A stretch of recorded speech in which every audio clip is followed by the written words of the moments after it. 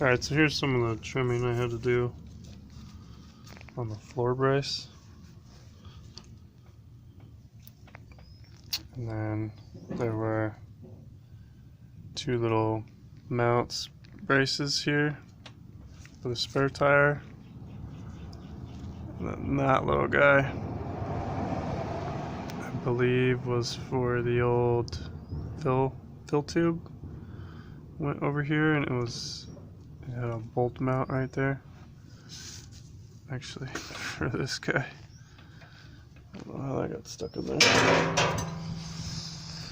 So yeah, I had to trim it up a bit, and now with this Bel Air tank, it literally just slips right over this tube, and it's a straight shot. The only thing that isn't straight is the vent line. So now I gotta come up and over the fill tube to, but there was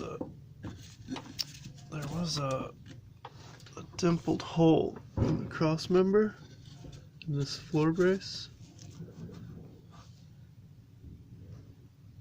I guess, I don't know what that is. It's not really a brace. I think that was for the spare tire. It was a brace to hold the spare tire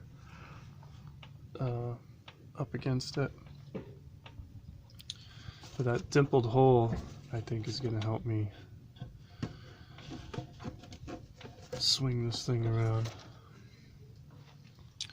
But on this Bel Air tank, the fill tube is on one side and the vent line is opposite. And then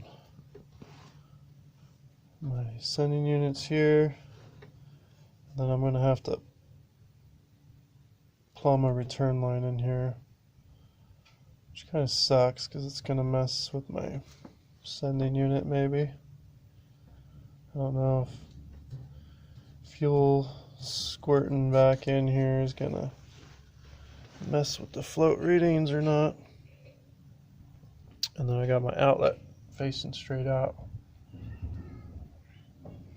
which is kind of in harm's way with the axle, but I was able to get a tube mounted. Everything's clearing pretty well right now, and I think the install point, it's gonna be like right here. And it's a good 2 inches in front of the diff cover, and then it's going to be secured right about there. So I think we'll be good. It's still flexible enough that I can bend it a little bit and get it out of the way once everything's installed. And then I made a hinging bracket to support the tank, but when I made it kind of, the hinge bolts here, and then it's got a bar that's offset from the hinge that came straight down, which is fine right now with this rear end in. But once I get the Scout rear end, the differential is going to be over here. It's going to be like right perfectly in the way. So I got to change the bracket to come forward more, which will actually give me more hinge clearance, because like right now the way that thing hinges, it can only go back so far before the bracket binds on the hinge assembly, just because it's, you know, it's just like a 90. So with it kicked out forward, it should allow me, I don't know, but that's with this rear end. So with a different rear end in here, it might interfere, but who knows, we'll see.